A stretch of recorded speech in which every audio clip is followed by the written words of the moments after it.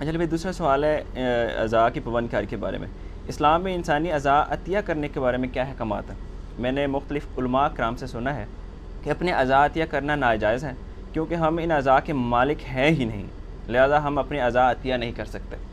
اگر خدا نخواستہ ہمیں اپنی ہی جان بچانے کے لیے انتہائی مجبوری کے تحت کسی دوسرے شخص کے اعضاء لے کر اپنی پیوند کاری کروانا پڑ جائے تو کیا یہ پیوند کاری کرانا شرعی لحاظ سے جائز ہوگی؟ پہلے تو اصول اور مبادی طے کریں نا جی۔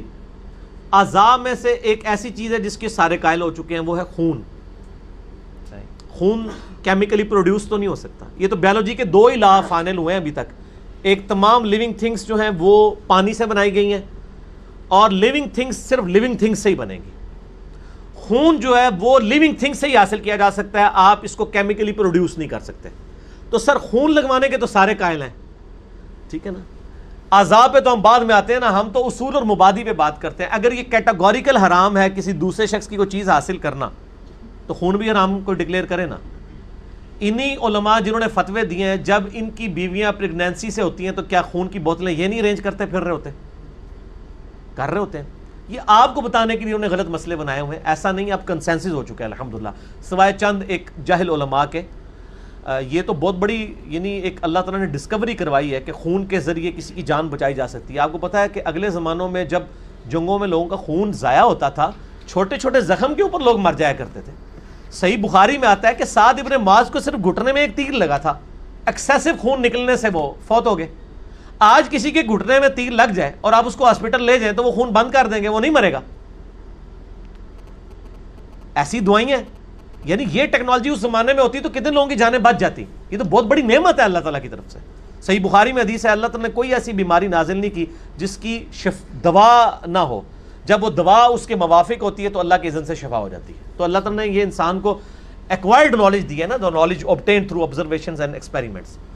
تو یہ خون والا اگلے زمانوں میں جب جنگوں میں لوگ زخمی ہوتے تھے تو خون کے ایکسیسو نکلنے کی وجہ سے مر جایا کرتے تھے۔ خون کو روکنے کے لیے پھر داغ لگایا جاتا تھا، یعنی گرم کر کے نیزے کی نوک یا کسی لوہے کی چیز کو گرم کر کے نا اس زخم کے اوپر لگاتے تھے تو وہاں سے جل جاتا تھا، تو وہاں سے پھر خون رسنا بند ہو جاتا تھا۔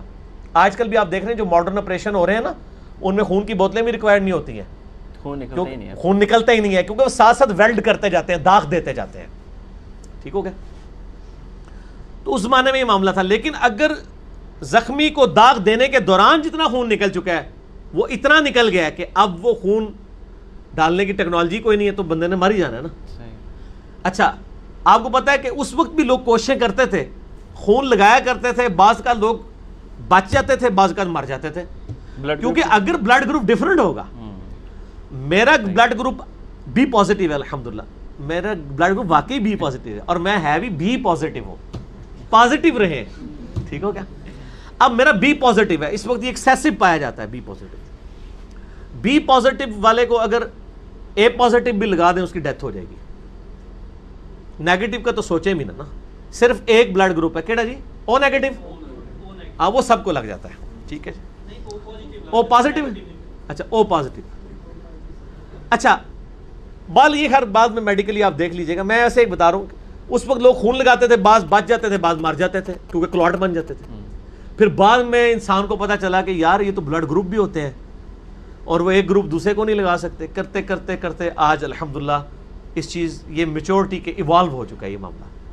تو خون کے اوپر سارے قائل ہو چکے ہیں۔ جب یہ پوری ڈاکٹرائن کلیئر کریں گے نا، اب آپ اس کی جزیات میں آئیں، اعضاء کے اوپر آ جائیں۔ پھر خون کے بھی تو آپ مالک نہیں ہیں، پھر آپ کیوں لوگوں کو دیتے ہیں؟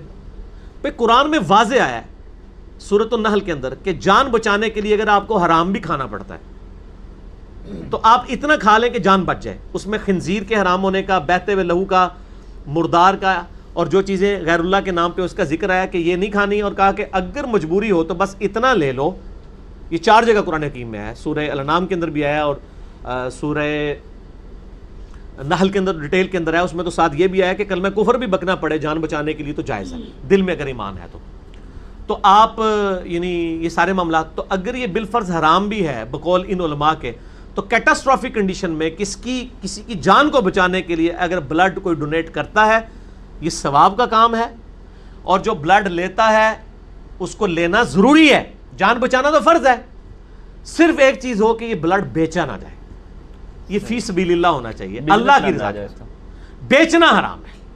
آپ اپنے اعضاء دے سکتے ہیں، مرنے کے بعد اپنی آنکھیں ڈونیٹ کر دیں۔ آنکھیں بھی لوگ سمجھتے ہیں پتہ نہیں ڈھیلا ہی نکال لیں گے، اور یار اتنا سا لینز ہے جو نکالتے ہیں، وہ ڈھیلا اپنی جگہ ہی ہوتا ہے، ٹھیک ہے۔ دل بھی اب تو ڈونیٹ ہو جاتا ہے، جگر تو زندہ بندے کا بھی کاٹ کے لے سکتے ہیں، وہ دوبارہ سے پورا ہو جاتا ہے۔ گردہ ایک ہو، ایک کے ساتھ آپ زندگی گزار سکتے ہیں، ایک ڈونیٹ کر سکتے ہیں۔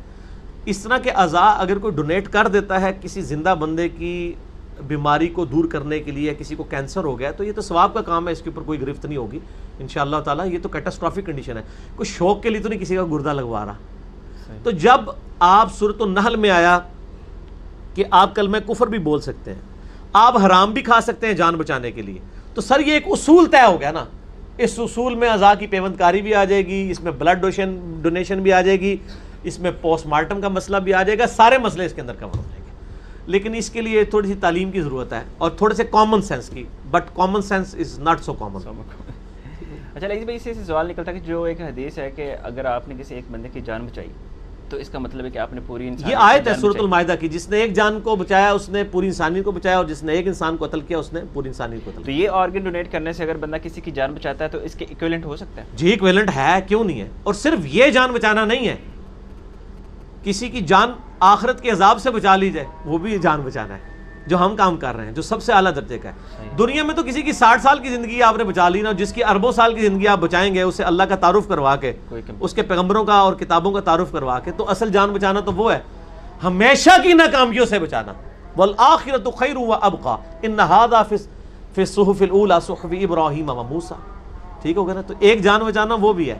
تو اعضاء ڈونیشن کے ساتھ ساتھ بخاری مسلم بھی ڈونیٹ کیا کریں، مشکات بھی ڈونیٹ کیا کریں، ہمارے لیکچرز فری میں ڈونیٹ کیا کریں، تاکہ لوگوں کی آخرت کی زندگی بچے۔